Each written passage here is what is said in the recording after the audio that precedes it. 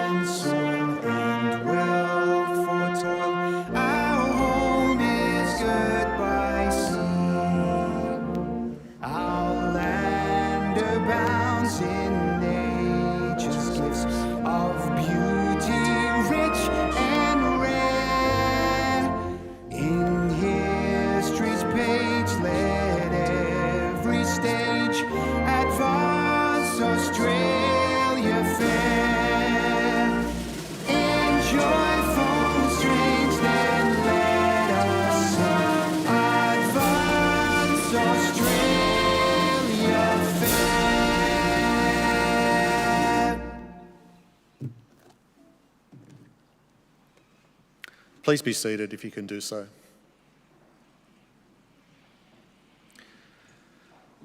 The Australian War Memorial was the vision of Charles Bean, Australia's First World War official historian. Bean landed with the Australian troops on Gallipoli and stayed with them at the front through to the end of the war. The idea of this national memorial and museum came to him at Pozières, France, in the depths of the bloody fighting of 1916. Bean's idea was that this would be a place where families and friends could mourn their loved ones buried in faraway places. It would also be a place that could help all Australians understand what these men and women had endured and what they had done for us. Bean's vision, to which we remain true, is best expressed as inscribed in the entrance to the memorial's galleries. Here is their spirit, in the hearts of the land they loved, and here we guard the record which they themselves made. Tonight, we will read the story behind just one of those on the Roll of Honour, which lists the names of more than 102,000 men and women who have given their lives for us in war and on operations for more than a century. But first we present a lament, Flowers of the Forest. Wreaths or floral tributes will now be laid at the base of the pool of reflection.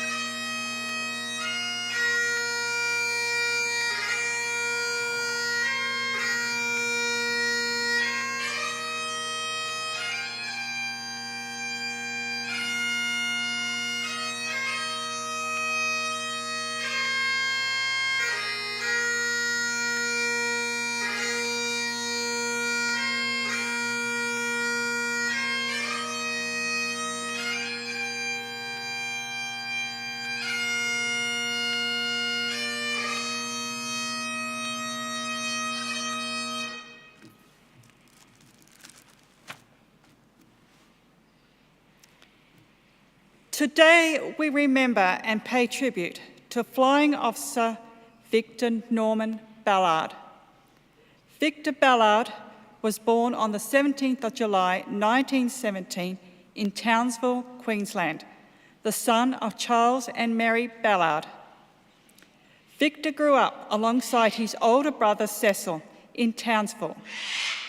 He attended Hermit Park State School before taking up an apprenticeship as an electrical fitter for a motor supplies company.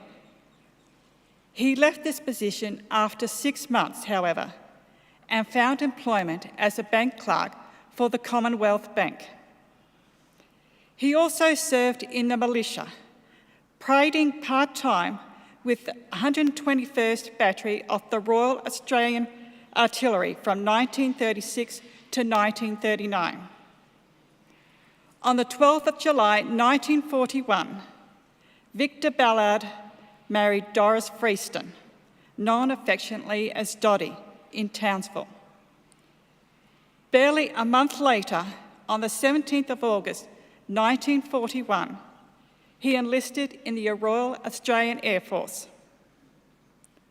After initial training, Ballard began training as a pilot, attending elementary flight training school at Archerfield and service flight training school at Amberley and Ballard. Having earned his flying badge on the 28th of July 1942, he embarked for overseas service. As part of the Empire Air Training Scheme, he was one of almost 27,500 pilots, navigators, wireless operators, air gunners and engineers who joined squadrons based in Britain throughout the war. Arriving in the United Kingdom in October, Ballard underwent further training, being transferred to No. 16 Operational Training Unit on the 29th of December 1942. Based at RAF Upper Heyford in Oxfordshire, England, this unit trained night bomber crews in Victor Wellington's twin-engined long-range medium bombers. As an operational training unit, the crews involved took part in a variety of activities, even in some cases detaching aircraft to take part in actual combat operations. On the 24th of March 1943, Ballard was the pilot of a Wellington that took part from Upper Heyford to drop leaflets in the Orleans region of France. Although leaflet dropping was viewed as having dubious value as a propaganda weapon, it provided valuable experience of night flying over enemy territory. The threats involved in flying over enemy territory were very real. While en route to Orleans, Ballard's aircraft was shot down by German night fighters. Passing low over Pontguan, it crashed outside the village of Chartres. All crews were killed instantly. Pilot Officer Masters, Pilot Officer Dicker, Pilot Officer Gibson, Sergeant Kinder, Sergeant Jones, and Flying Officer Victor Norman Ballard, who was 25 years old. The remains of Victor Ballard and his 5 British crewmates were buried in Pontguan Communal Cemetery on the 25th of March 1943. Some of the leaflets being carried during their mission were placed in their coffins. Ballard's wife and family continued to place in memoriam notices in newspapers in the anniversary of his death for many years. One placed by his wife read, "Not just today, but every day. In silence I remember, too dearly loved to be forgotten." Victor Ballard's name is listed on the Roll of Honour on my left, among almost 40,000 Australians who died while serving in the Second World War. His photograph is displayed today beside the pool of reflection. This is but one of the many stories of service and sacrifice told here at the Australian War Memorial. We now remember Flying Officer Victor Norman Ballard, who gave his life for us, for our freedoms, and in the hope of a better world.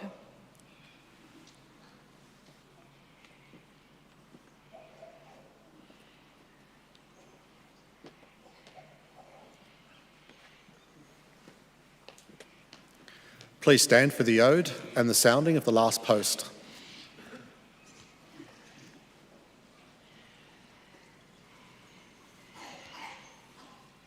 They shall grow not old, as we that are left grow old.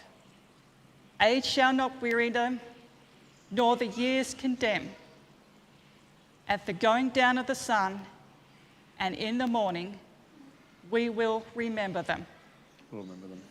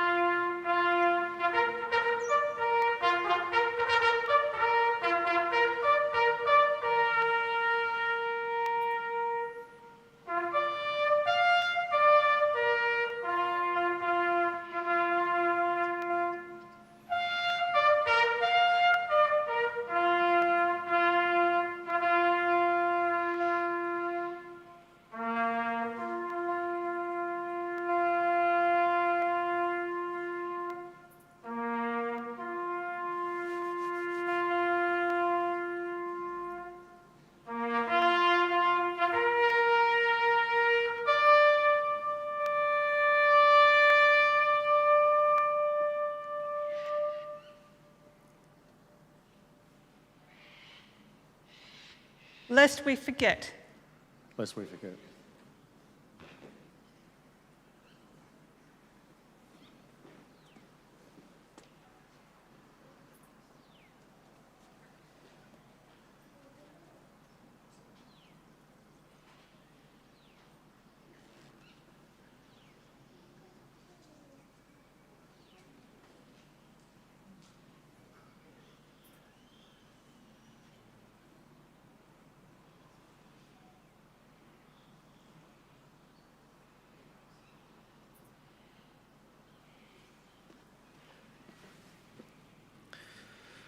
We leave you this evening with the words of the memorial's founder, Charles Bean. Many a man lying out there at Poziere or in the low scrub at Gallipoli with his poor, tired senses barely working through the fever of his brain has thought in his last moments, well, it's over. But in Australia, they will be proud of this. Ladies and gentlemen, girls and boys, that concludes the last post ceremony.